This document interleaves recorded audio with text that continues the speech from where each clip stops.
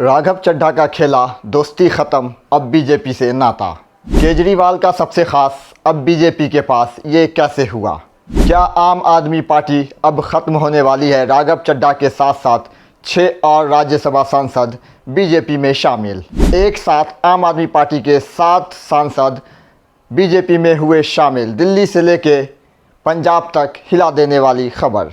मैं हूं सीएम अजीम, स्वागत करता हूं आप सबका खबरों की चाय में। इंडियन पॉलिटिक्स में एक ऐसा भूचाल आया कि आम आदमी पार्टी की बुनियादें हिला के रख दी। राघव चड्ढा, वो नाम जो कभी अरविंद केजरीवाल और आम आदमी के बड़े ख़ास माने जाते थे, बड़े सिपाही माने जाते थे, अब वो आम आदमी से नाता तोड़ के बीजेपी में शामिल हो गए हैं। और सिर्फ राघव चड्ढा अकेले ही नहीं, वो अपने साथ साथ 6 और आम आदमी पार्टी के राज्यसभा सांसद को साथ में लेकर बीजेपी में शामिल हुए हैं। डिकोड करेंगे कि ये सब कैसे हुआ और इसका पंजाब चुनाव पे क्या असर पड़ने वाला है और क्या है इसका दिल्ली से नाता।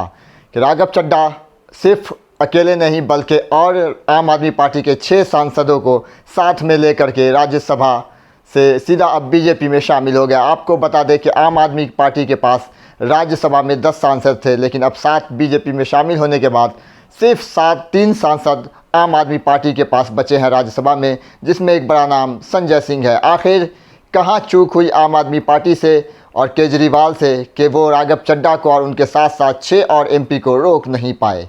सबसे पहले फैक्ट पर नज़र डालते हैं कि राघव चड्ढा के साथ जो और 6 सांसद जो बीजेपी में शामिल हुए हैं वो कौन कौन हैं। हरभजन सिंह टीम इंडिया के टर्मिनेटर बड़े गेंदबाज थे।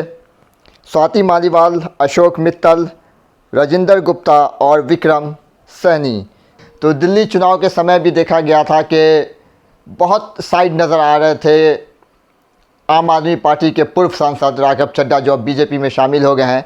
तो उस समय भी कयास लगाया जा रहा था कि आखिर क्या वजह है कि बहुत सारे मामले हुए दिल्ली के अंदर। केजरीवाल जेल गए, मनीष सिसोदिया जेल गए, कई बड़े चेहरा आम आदमी पार्टी के जो लीडर्स थे वो जेल गए, लेकिन उनके सपोर्ट में कहीं भी राघव चड्ढा खड़े नज़र नहीं आ रहे थे। उसके बाद से ही कयास लगाना शुरू हो गया था कि क्या वाकई में राघव चड्ढा आम आदमी पार्टी छोड़ेंगे, क्या किसी और पार्टी में जाएंगे या फिर अपनी पार्टी बनाएंगे या फिर पॉलिटिक्स को अलविदा कहेंगे। बहुत सारी बातें जो है वो चलने लगी थी। उसके बाद देखा जाए तो कई सारे ऐसे मुद्दे भी सामने आए जिसमें वो आम आदमी के साथ कहीं खड़े नज़र नहीं आ रहे थे राघव चड्ढा। और आज वो दिन आ गया कि जब खबर मिली कि राघव चड्ढा अपने साथ साथ 6 और एमपी सांसद को लेकर के बीजेपी में शामिल हो गया। तो जो कयास बहुत पहले लगाया जा रहा था वो आज पूरी हो गई।